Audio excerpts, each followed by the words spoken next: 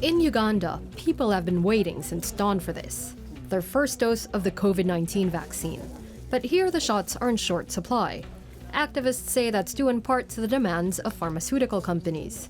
Western countries have to seek permission before they donate unused vaccines to poorer nations. Vaccine producers say it's to assure the shots remain safe. But time is of the essence.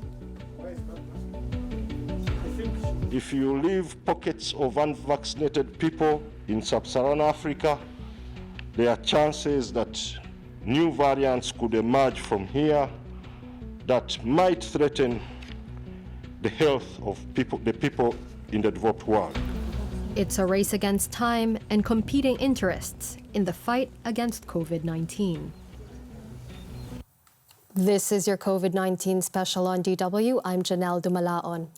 Industrialized nations have already donated tens of millions of vaccine doses via the UN's COVAX vaccine program, but it's a slow process. Meanwhile, many countries are hoarding millions of doses that will expire soon, saying they're not easily able to pass them on to poorer nations. By one UN estimate, almost 500,000 donated vaccine doses expired before they could be used in Africa, where less than 3% of the population has had their first shot. The first delivery of donated coronavirus vaccines from the United States arrives in Nairobi, promising a shot in the arm for Kenya's troubled vaccination program.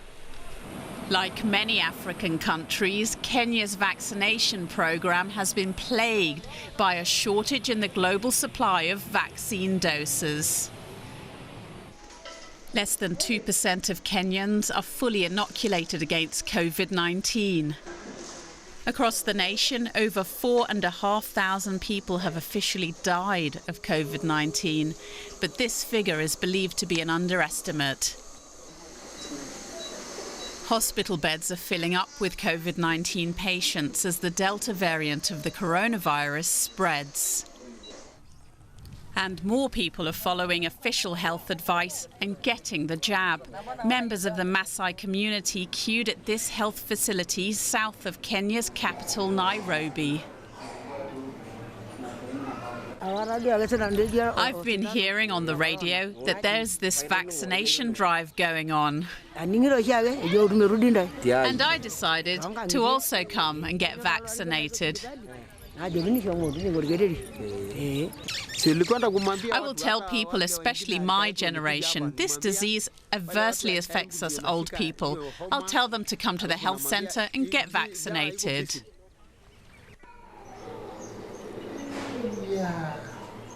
If richer countries donate more vaccine doses faster, Kenya's older generation might avoid the worst of the pandemic. For more, I'm joined by Alberto Giubilini. He's a senior research fellow at the Oxford Uehiro Center for Practical Ethics. Thanks for joining us. Now, you're an ethicist. Do you see a problem in the slow transfer of unused vaccines from rich countries to poorer countries?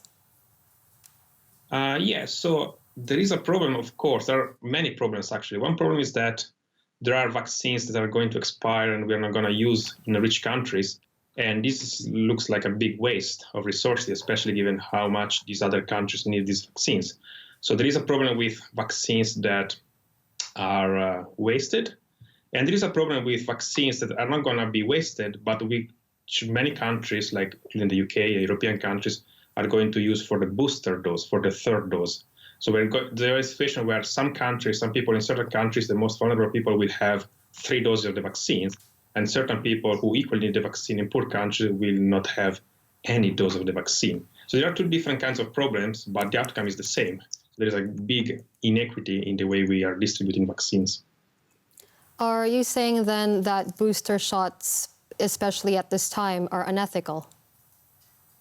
No, I'm not saying that. So the booster shots is an indicator there is some big inequality, but not all inequalities are unethical. So countries have a special responsibility towards their own citizens. That's true for any resource, not just the vaccine. And if it turns out that vulnerable people in rich countries need the booster dose because otherwise their immunity would wane, I think it is the state's responsibility to make sure that they get the vaccine, because countries have governments have special responsibilities toward their own citizens. The problem is not so much with the booster dose. The problem is that the rich countries are now vaccinating very young people, including children in some countries. Children and young people are at a very, very low risk from COVID-19. So I think that the ethical problem, if anyone is here, is when we want to target people who are at very, very low risk of getting COVID in a situation where all the vulnerable people are vaccinated anyway, and we are not caring enough about poor countries. So I think, if anything, is the dose that would go to young people that needs to be given to poor countries, not so much the third booster dose for vulnerable people in rich countries. Now, looking at pharma companies, do you have the sense that they are doing what they can to get the world vaccinated? Well, you can always do more than what you're doing, of course, because inequality exists and we have the resources. There is a question whether the main responsibility is on companies, on governments, on both. Because, for example, AstraZeneca is selling its vaccines at cost. So AstraZeneca is not making any profit from the vaccine until the pandemic lasts. And AstraZeneca, actually, in some countries, including the Netherlands, is encouraging local authorities and the government to give the vaccines that are going to expire that they cannot use to poor countries. So I don't know exactly the details about all the contracts every company has with every country, but I will not a priori blame only the companies, because there are exceptions to what might be perceived as the common attitude of these big companies. I think governments should take the responsibility for the policies towards their own citizens, but also toward poor countries.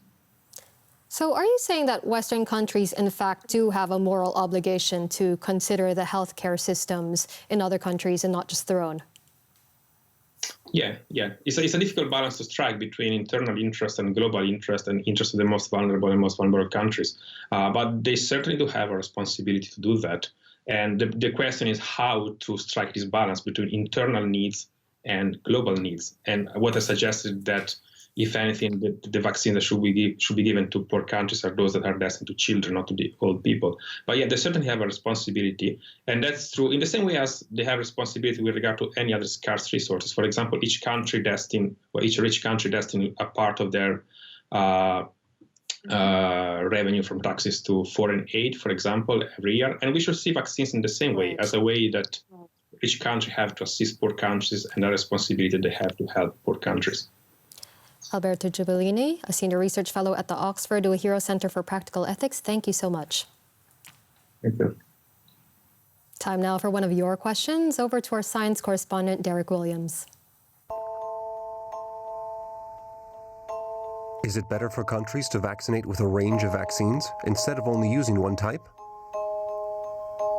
This is another of those questions that science won't be able to answer while we're still kind of in midstream with the pandemic. We'll have to wait, I think, until we've crossed over to the other side and can look back at it to come up with assessments on really big questions about what we got right and what we got wrong. But that said, there's certainly one big thing to bear in mind when looking at this issue, which is that we're trying to vaccinate billions of people all over the planet as quickly as possible. Now, I've said the word unprecedented many, many times on this show, and I have to say it again here. This vaccination drive is unprecedented. We're in totally new territory, and it's clear that in this race, we have to use every tool at our disposal.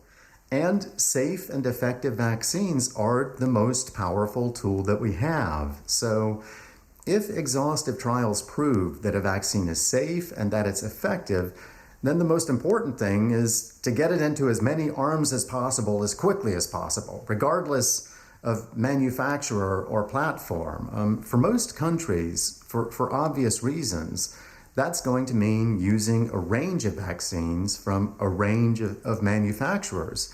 In this situation, trying to decide if it's better for countries to vaccinate with a variety of vaccines instead of one perfect one is like asking which vaccine is best. You can't answer that.